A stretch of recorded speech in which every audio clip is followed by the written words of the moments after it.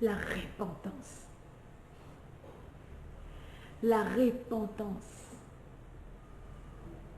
Jusqu'à quand le Seigneur va crier sur la repentance? D'où est-ce que c'est venu ce message où on est en train de faire montrer aux gens qui ils sont, qu'est-ce qu'ils peuvent faire dans la vie, combien ils doivent se donner pour avoir tout ce que le monde peut donner, pour avoir tout ce qui peut rester après la mort. Et on a mis de côté le message de la repentance. Le Seigneur vient de toucher un enfant de 10 ans. Oh, bientôt, il va même faire parler un bébé qui vient de naître pour crier sur la repentance. Et cette repentance, c'est la preuve de l'amour de Dieu pour nous. Il y a beaucoup de gens qui sont en train de prêcher sur l'amour de Dieu. Mais laisse-moi te dire, l'amour de Dieu nous appelle à la repentance. C'est ça l'amour de Dieu. Le Seigneur aime les païens. Le Seigneur aime le pécheur. Mais il n'aime pas le péché. C'est pour ça qu'il accepte le pécheur tel qu'il est. Et après, il l'appelle à la repentance. J'ai regardé la Bible. J'ai feuilleté la Bible depuis l'Ancien Testament. De Genèse jusqu'à Malachie. Je n'ai pas vu un endroit où le Seigneur a appelé à un prophète, où il ne lui a pas envoyé avec un message de la repentance. À tout moment que le Seigneur suscitait un prophète, c'était pour qu'il puisse aller annoncer à son peuple de revenir vers lui. De revenir vers lui. Le cœur de l'homme est tout le temps poussé vers le mal. Nous dit Genèse chapitre 6, verset 5. Le cœur de l'homme est toujours dirigé vers le mal. C'est pour ça que Dieu ne fait qu'appeler l'homme à la repentance. C'est son amour pour nous, parce que sans la repentance, personne ne pourra voir le Seigneur. Sans la repentance, personne ne pourra être enlevé. Sans la repentance, personne ne pourra entrer au ciel. Il n'y a que la repentance. C'est beau de devenir chrétien. Mais si nous allons devenir chrétiens pour rester dans la présence de Dieu, en train de lui demander seulement des choses, Seigneur, le mariage, Seigneur, le travail, Seigneur, les enfants, Seigneur, je veux mes papiers, Seigneur, je veux. On demande tellement de choses à Dieu. Donc tout ce que nous demandons à Dieu, qu'est-ce que Dieu a à gagner dedans? Quand tu demandes à Dieu le mariage, qu'est-ce que Dieu a à gagner dedans? Lorsque Dieu nous appelle à la repentance, nous avons tendance à ne pas venir. Nous avons tendance à geler un peu. Pour dire, il y a une personne que j'ai entendu dire, ben, on ne peut pas abandonner tous les péchés comme ça du coup. Laisse-moi te donner cet exemple que le Seigneur m'a donné une fois. J'étais en train de donner un message à la télé et ce message touchait sur la vie d'impudicité, ça touchait sur la vie d'adultère. Et il y a un monsieur qui vivait avec une femme. Il est marié, sa femme est en Europe et lui il était ici. Du coup, il dit, bah, je suis en train de vivre avec cette fille uniquement le temps que ma femme n'est pas là.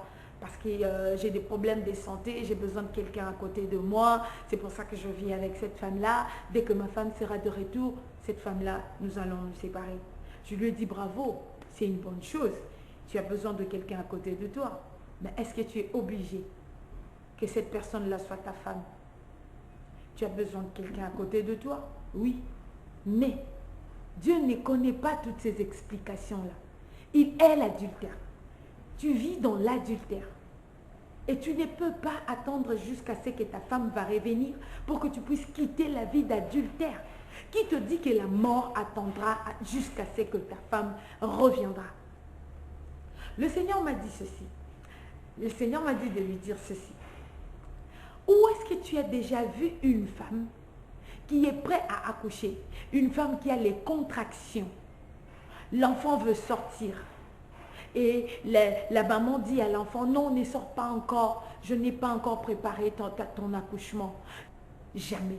Quand la contraction arrive, c'est en ce moment-là que la femme doit travailler pour donner son enfant, doit travailler pour libérer son enfant. Sinon, l'enfant va mourir.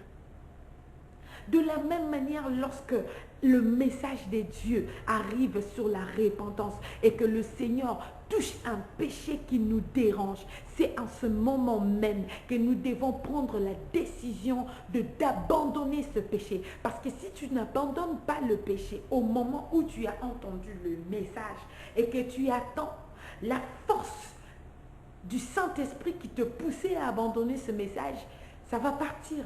Et le diable va venir encore te dire, non, tu as encore le temps.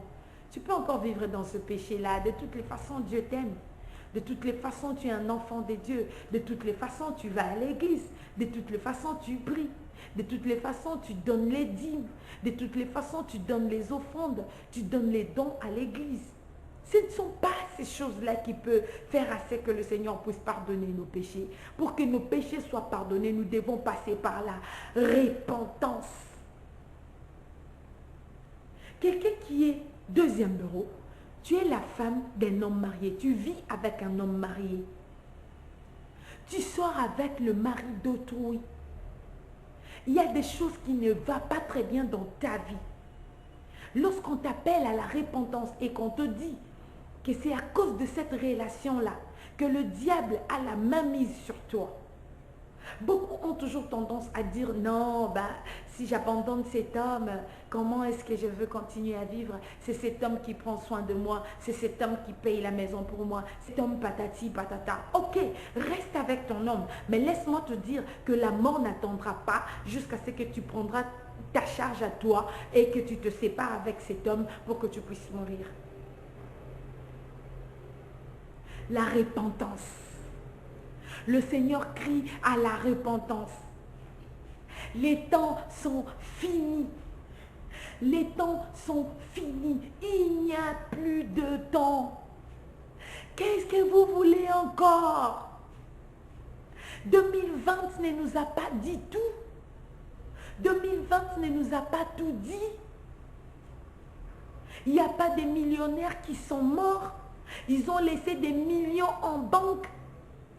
Il n'y a pas des milliardaires qui sont morts. Il n'y a pas des chefs d'entreprise qui sont morts. Les hommes mariés ne sont pas morts. Les femmes mariées ne sont pas morts. Les mamans ne sont pas morts. Pour que nous continuions à prier pour demander à Dieu ces choses. La Bible nous dit de chercher premièrement le royaume des cieux. Le royaume des cieux, lorsque tu le trouves, tout le reste vient de soi. Je sais ce que je dis. Quand tu trouves le royaume des cieux, le mariage va venir. Tu vas te marier, mais au moins l'assurance du royaume des cieux est là. Le travail va venir. Tu vas travailler, tu auras beaucoup d'argent. Au moins l'assurance du royaume des cieux sera là. Et toutes ces choses-là qui viennent après ne pourront pas te faire perdre le chemin parce que tu avais déjà trouvé le royaume. Parce que tu sais que le royaume des cieux est tellement précieux qu'il faut le garder quelque part. Et tu n'aimeras jamais que quoi que ce soit puisse te faire perdre ton salut.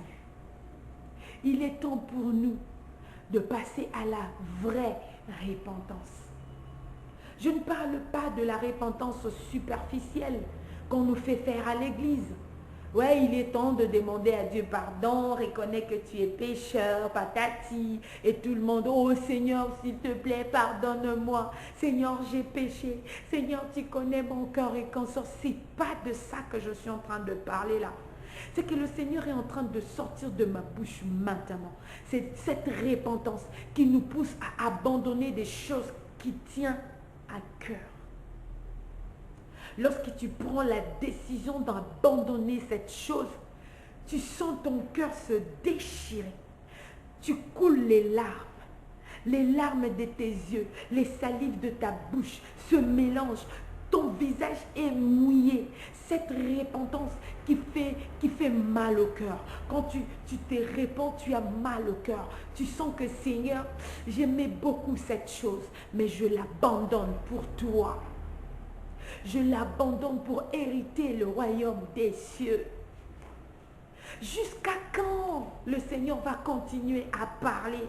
Jusqu'à quand le Seigneur va continuer à prier? Jusqu'à quand Jésus-Christ va continuer à plaider chez le Père pour que nous puissions retourner en ordre? Laisse-moi te dire, le monde, tu es attaché au monde, mais ce monde passera. Même si tu dis que le monde ne va pas passer, toi tu passeras. Tout ce que tu es en train d'amasser sur terre, où est-ce que tu iras avec? Où est-ce que tu iras avec? Tu veux que ton âme soit perdue à cause de tout ce que tu vas amasser pour aller passer l'éternité en enfer, pendant que le Seigneur est en train de te proposer le ciel. Il ne te demande rien du tout, si ce n'est que la vraie repentance. L'homme, tu ne connais pas le prix de ton âme. Tu ne connais pas le prix de ton âme. Une fois le Seigneur m'a dit ça. La seule personne qui connaît le prix de l'âme de l'homme, c'est Jésus-Christ qui est mort à la croix. Il connaît le prix de l'âme. C'est Dieu qui nous a créés, qui connaît le prix de l'âme. C'est pour ça que la Bible dit, lorsque une âme se répand, il y a la fête au ciel. Parce que le Seigneur connaît le prix de l'âme. La deuxième personne qui connaît le prix de l'âme, à part Dieu, c'est le diable. Il connaît le prix de l'âme. Il connaît. C'est pour ça, il se dit, si Jésus-Christ, le Seigneur des Seigneurs, est mort à la croix pour sauver l'homme, c'est que l'homme a du prix à ses yeux. Tu as du prix aux yeux de Jésus. Tu as du prix aux yeux de Jésus. C'est pour ça qu'il a abandonné le trône pour venir donner sa vie pour toi. Et c'est ce Jésus-là qui me pousse à te dire aujourd'hui, répands-toi, arrange ta vie.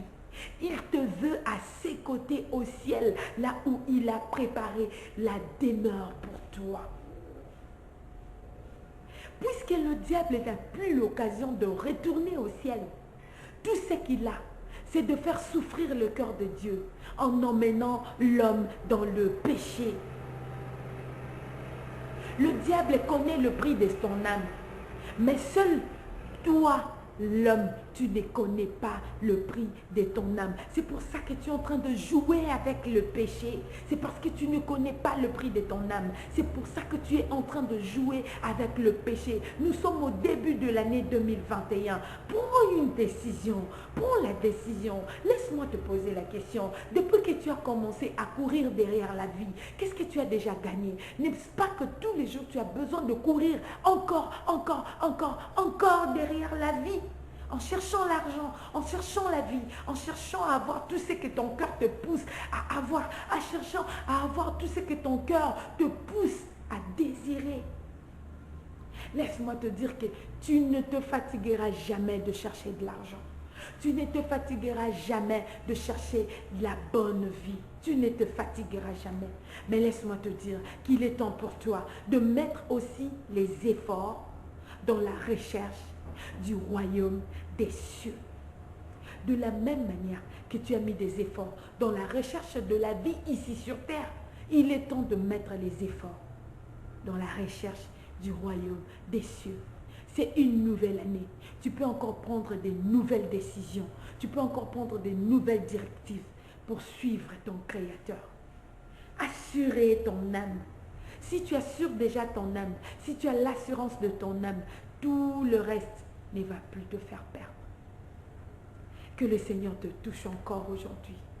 Le petit péché que tu continues à garder, abandonne. Tu ne regretteras pas. Le Seigneur Jésus a dit, il n'y a personne qui abandonnera tout ce qu'il a et qui ne gagnera pas au centuple. Au centuple, il a bien dit au centuple.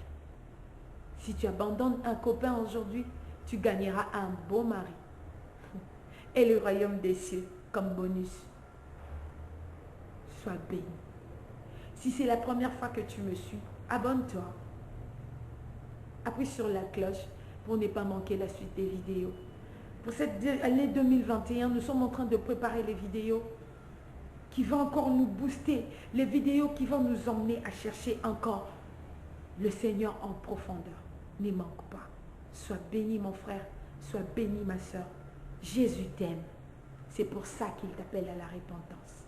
Sois béni au nom de Jésus. Amen.